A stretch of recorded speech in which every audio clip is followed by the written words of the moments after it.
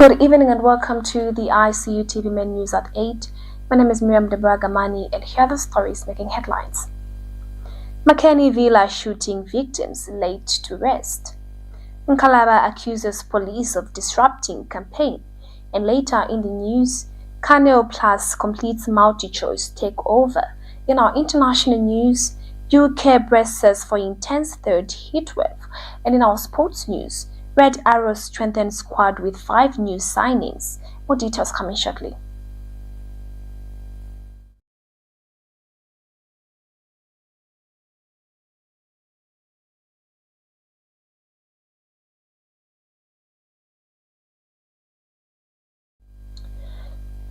Welcome back, and now the news in details.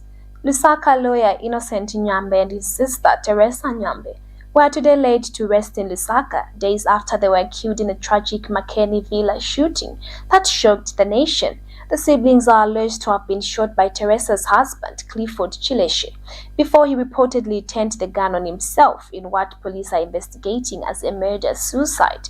Family members, friends, colleagues, and members of the public gathered to pay their final respect to the two, who were remembered for their professionalism, dedication, and service to the country.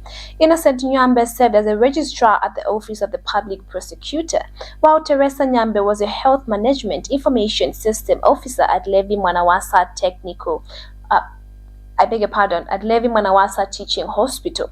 The funeral was marked by emotional tributes as mourners reflected on the lives of the siblings, whose deaths have renewed calls for stronger efforts to address domestic and gender-based violence.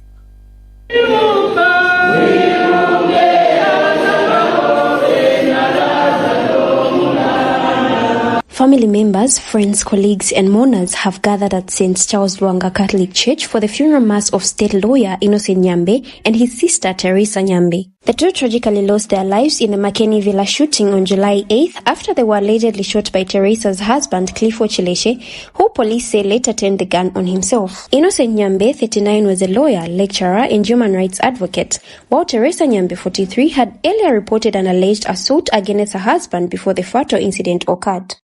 Loved ones have celebrated the lives of Innocent and Teresa, remembering their contributions and paying their final respects as they are laid to rest. For ICU TV News, I am Beauty Nkonde. Citizens' First presidential candidate Harry Kalaba has accused the Zambia police of frustrating his campaign activities in Nakonde, alleging that officers blocked his scheduled programs, including a radio appearance ahead of President Hakainde Hichilema to Muchinga province. ICU TV's Precious Panda has the details.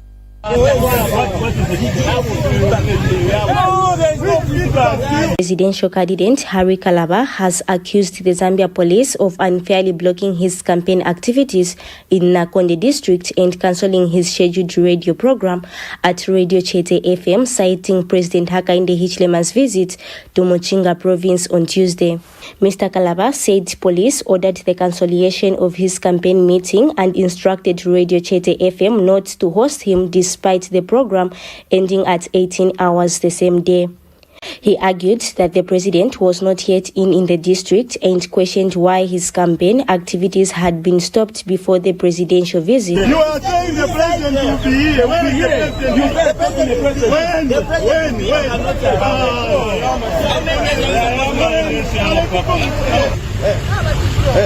When? Mr. Kalaba described the police action as criminal in jungle law. He further stated that the move denied citizens first a fair opportunity to reach voters. He added that his party had experienced similar treatment in Western Province and announced that CF would lodge a formal complaint with the Electoral Commission of Zambia over the conduct of the police. Efforts to obtain a comment from the police were unsuccessful by press time. Precious Banda reporting for ICU TV News in Nakonde district. French media giant Canal Plus has officially completed its $3 billion acquisition of Multichoice, the parent company of DSTV, GoTV, and Showmax, in a deal expected to transform Africa's pay television and streaming landscape. Yamba Margaret has the details. French media giant Canal Plus has officially completed its acquisition of Multichoice Group, the company behind DSTV, GoTV, and Showmax, in a deal valued at approximately $3 billion. The transaction marks the conclusion of a takeover process that began in 2023 and is now being described as one of the biggest media deals in Africa's history. But what does this acquisition mean for millions of subscribers across the continent? Let's break it down. Canal Plus, a leading French pay television company, has been steadily increasing its stake in Multichoice over the past few years. After making a formal offer to purchase the remaining shares and obtaining all the necessary regulatory approvals, the company has now taken full ownership of Multichoice. This means Multichoice is now a wholly owned subsidiary at Canal Plus, bringing together two of the largest media companies operating in Africa.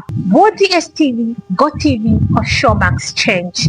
For subscribers, the answer is no, at least not immediately. Customers will continue using DSTV, GoTV, and Showmax as they always have.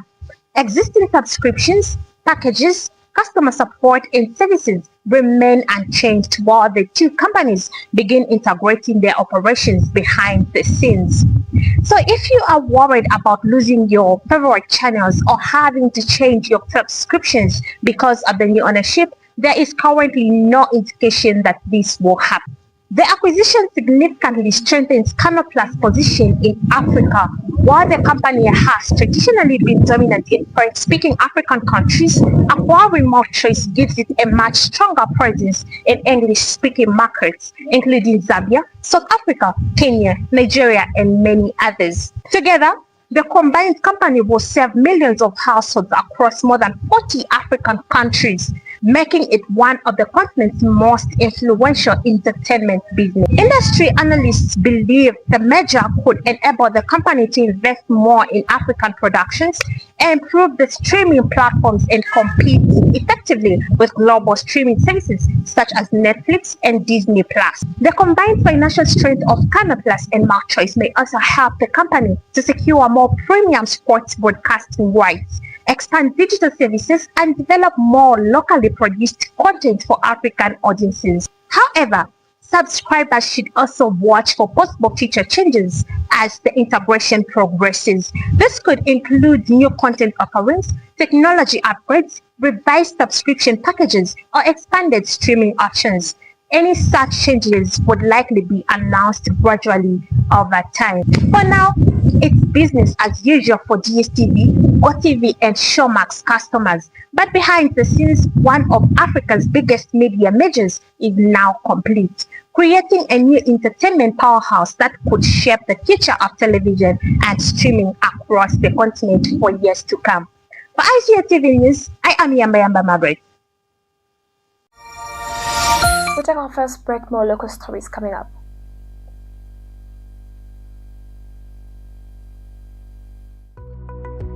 The Information and Communications University is driving the thrill for the nation in research and development. Enroll now for full-time and distance programs in the School of Engineering, Humanities, Business and Education. To apply, visit our website at www.icuzambia.net or call us on +260 211 221 662 or 0966 342 359. Sponsorship is available. Enroll now. Thank you for staying with us, and now we know our local stories. As Zambia gears up for the 13th January election in August, the Council of Churches in Zambia, CCZ, has launched a peace-building initiative aimed at promoting peaceful campaigns, tolerance, and credible election. Chipotika Piri reports.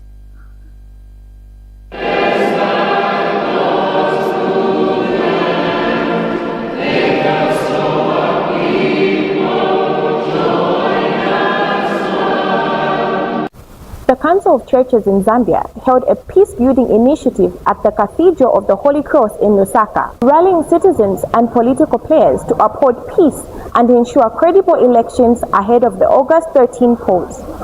The event brought together leaders from the country's church mother bodies, alongside representatives from various sectors of society, in a united effort to promote peace and national cohesion ahead of the August 13 general election. Through prayers, messages of solidarity, and calls for responsible leadership, church leaders are emphasizing the importance of tolerance, dialogue, and mutual respect among citizens and political players during the electoral period. Zambia Center for Inter-Party Dialogue ZCID Board Chairperson, Ambassador Joyce Musenge, emphasized the need for peaceful political engagement, stating that one life lost is one too many, and urging all stakeholders to refrain from political violence. Message to every corner of our nation: peace is possible. Dialogue is stronger than violence. Unity is greater than division. And Zambia's future is brighter when we work together. The launch underscores the church's commitment to encouraging political parties, candidates, and the electorate to uphold democratic values, reject all forms of violence and hate speech, and safeguard the integrity of the electoral process. Electoral Commission of Zambia Chairperson Mwangala Zalomis called on all political parties and candidates to conduct their campaigns in a manner that upholds democratic values and adheres to the Electoral Code of Conduct. To the meeting, we encourage balanced, factual, and responsible reporting that promotes informed participation and public confidence. To civil society and faith-based organizations, we express our appreciation for your continued role in voter education, peace building, and election observation. Your contribution strengthens our democracy. Church leaders say peaceful elections are essential to preserving national unity and ensuring that the will of the people is expressed freely in a secure and conducive environment. Chipotike Piri for ICU TV.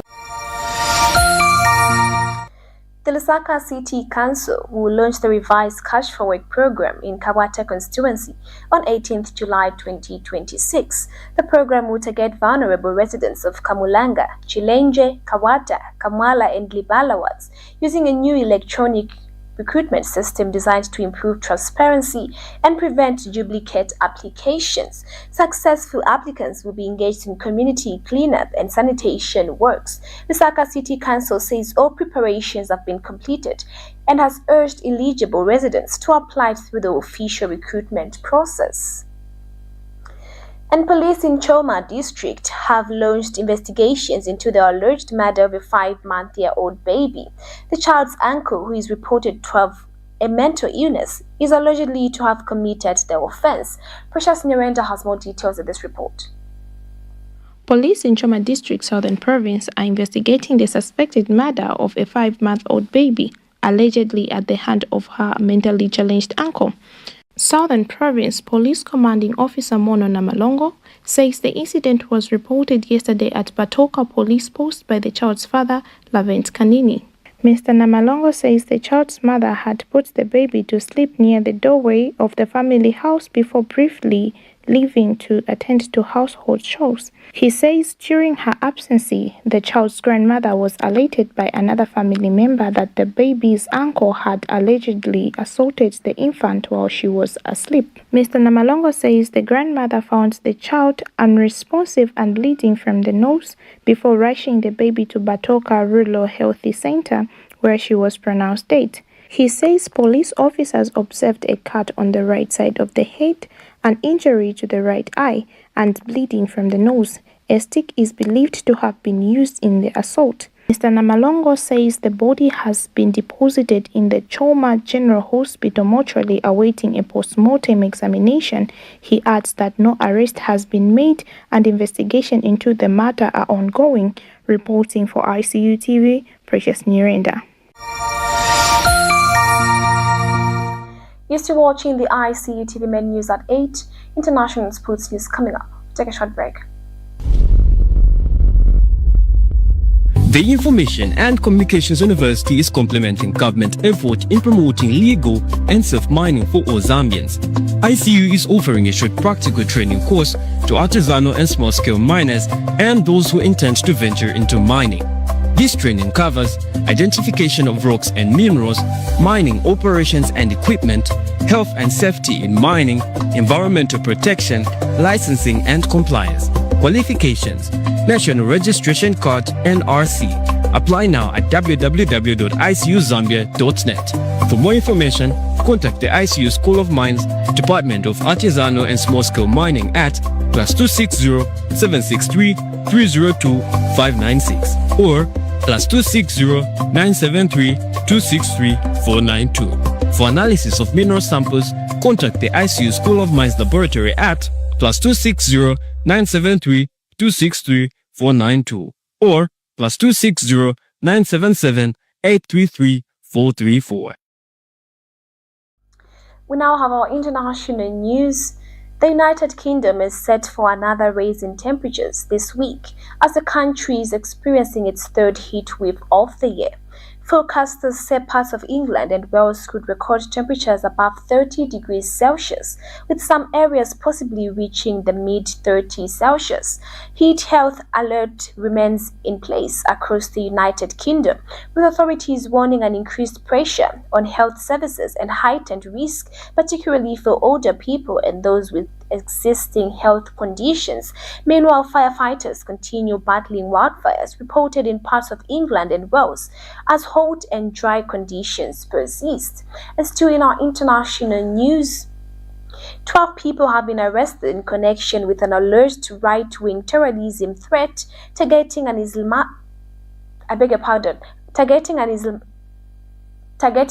Islamic event in Suffolk, United Kingdom. Counter-terrorism policing London says the United EGM event at Subland Hall in Baham was brought to an early close on Sunday as the prosecution following the suspected threat.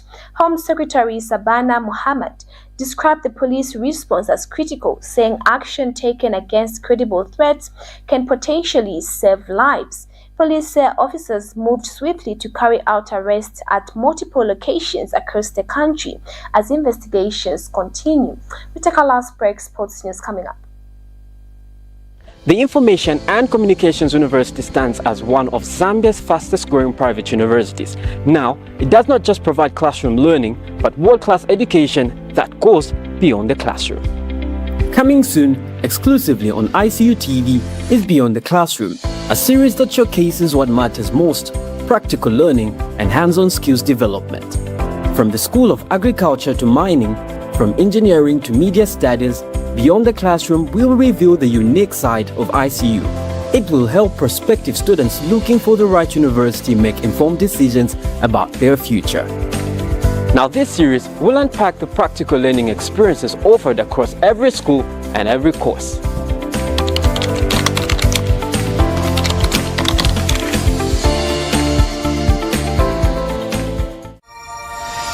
Welcome back, and now in our sports news, Red Arrows Football Club have boosted 3 squads with 5 new players ahead of the 2026-2027 season and their CAF Confederation Cup campaign. The MTN Super League side has signed defender Owen Mwamba from Mufulira Wanderers, forwards Elia Mundanji and Elvis Mulenga from Kafiwe Celtic, winger Munda Piri from Kabwe Warriors, and left-back Amon Chulu from Nkana. The Airmen are expected to continue strengthening the team as they prepare to challenge the domestic owners and make an impact in continental competition. Stephen Chisangamwape has the details. The runaway is getting busy at Nkoloma Stadium.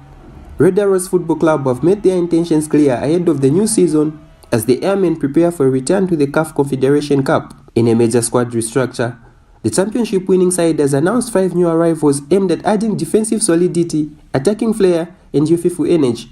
Joining the Airmen is Owen Mwamba. The composed Mufulira Wanderers captain brings experience, discipline, and leadership to the backline. From Kafiwe Celtic, Chipolopolo forward Elia Mandanji also signs.